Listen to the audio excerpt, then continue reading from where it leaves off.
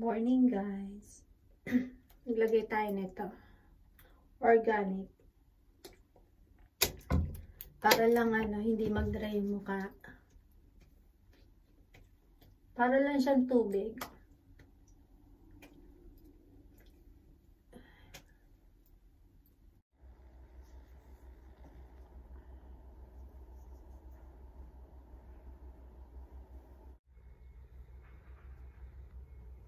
Ligpit muna tayo guys ng mga damit.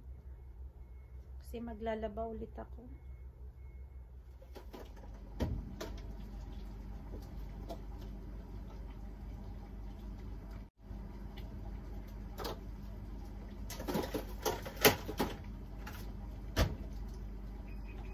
Ayan guys, inom muna tayo ng mainit na tubig. Lamig kasi ngayon. Tapos tsaka tayo inom ng kape. Ayan, mainit na tubig muna. Maligam-gam. Lalagyan ko siya ng medyo malamig. Ayan, gawa tayo ng ating kape.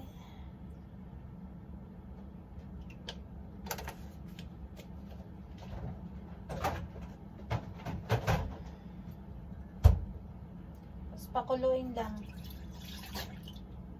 Siya nga pala guys, yung bagong taon namin ay wala lang. Lahat ng handa, mga guys, mga bigay. Tulad nito, ito yung binigay dun sa pinagtatrabahuan kong pizza. Nag-yelo na Try natin siya ngayon. Ito yung kakainin ko ngayon. Buksan natin. Ito yung ginagawa namin guys, mga pizza na process. Yan, nag-yelo na. Tingnan nyo. Tanggalin muna natin tong yelo. Ito toast ko lang naman yan. Tapos bukod dyan guys, may nagbigay pa sa atin ng nung pumasok na kasi kami kahapon, may nagbigay sa atin ng pizza ulit. Ayan ang dami. Binigyan ulit tayo ng pizza, 6 to. Ang dami niya. Diba? Blessing. Tapos sabi ko nga yung mga pagkain ng New Year, ang bali niluto ko lang, hindi ko na pinakita guys. Kasi busy-busyhan tayo ng New Year. Ang niluto ko lang ay minudo. Nagminudo lang ako. Naku, kumukulo na yung natin.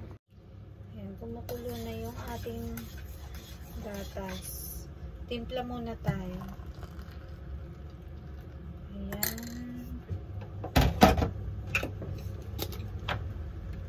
Yun nga, sabi ko nga, niluto ko lang minudo.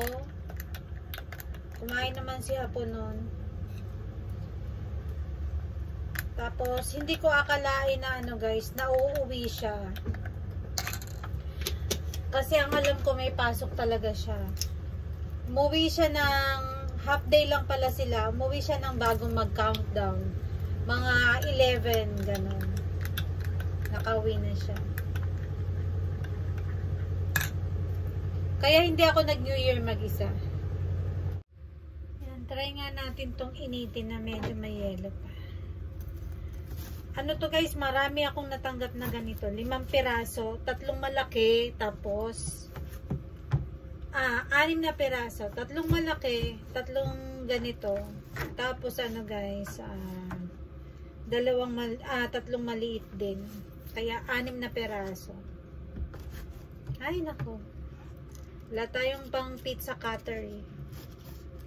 Tapos try ko rin mag-init nito guys. Try natin to. Ano kayang flavor to? Ito, chicken. Chicken kaya ito. Meron ding pepperoni. Ayan pepperoni yung gitna niya. Tapos ito naman. Ayan, parehas sila nito. Tapos ito yung basil. Hindi ko alam kung anong loob, kaya ito yung try natin initin. Ayan na siya guys, ito na yung ating pizza kanina. Ayan na, pag nainit siya, ayan, tingnan natin kung ano yung loob nitong isa. Ayan, wow, yung cheese, basil yan guys. Ito yung loob ng isa. Chicken. Ayan, chicken siya. Wow. Tikman natin. Ito yun yung kulay green na yan. Meron din siya dyan. Masarap yan guys, kasi ano siya yung, ano ba yung tawag dito? Mga herbal. Yung mga, ano bang tawag doon? Ay, nako, nakalimutan ko na. Yan, tikman natin tong isa. Ayan. Hindi ko na pinutol, maliit lang naman.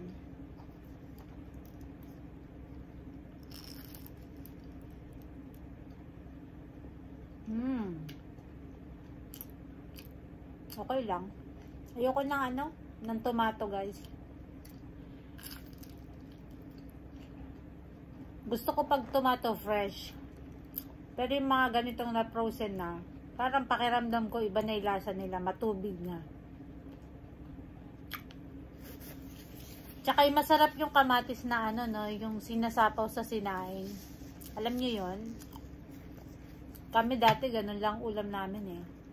Sasapaw mo yung kamatis sa sinaing, tapos lagyan mo siya ng tubig, dudurugin mo, sasabaw mo sa kanin mo. Siyempre titimplahan mo yun ng asin. Ayun. Naging ulam namin yun nung walang-wala talaga.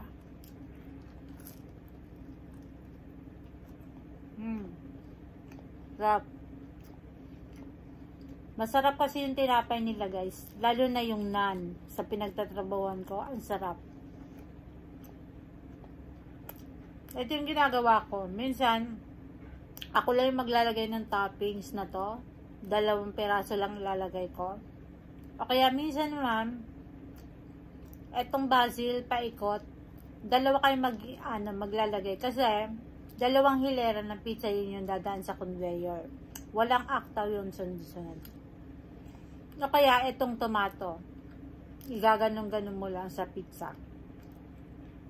Tapos, iba rin yung naglalagay ng sauce.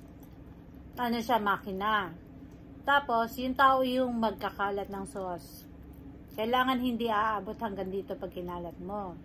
Ngayon, dadaan din yan sa makina para maglaglag ng cheese. Pero kulang yun. Hindi perfect yung makina. Kaya, titimbangin nyo ng tao. Pag kulang, dadagdagan ng tao. Ganon yung trabaho namin guys sa pizza. Saka masarap tingnan nyo. Masarap yung tinapay niya. Sarap. Tikman naman natin yung isa. Ito. Sabit ko muna to. Ayan. O, diba nakalibre na tayo ng pang-almusal? Tikman naman natin to. Dito tayo kumagat kasi maraming chicken.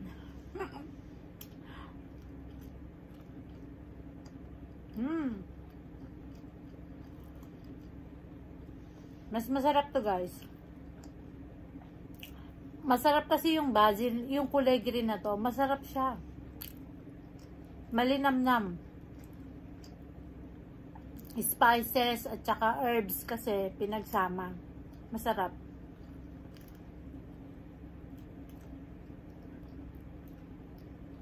Solve na yung almusal natin guys. Yan yung mga ginagawa ko pag umaga. Pagkagising ko, magsasalang agad ako ng labahan pagtapos ko maghilamos. Tapos titiklupin yung mga damit. Pagkatapos, doon ako mag-aalmusal. Gusto ko kasi yung wala ng istorbo habang nag-aalmusal ako. Ayan guys, tapos na tayong kumain ng almusal. At marami pa akong gagawin. Yan yung mga routine ko sa umaga guys. Ayan, hanggang dito na lang yung vlog natin para sa araw na to. Sana nag-enjoy kayo. Thank you for watching. Bye!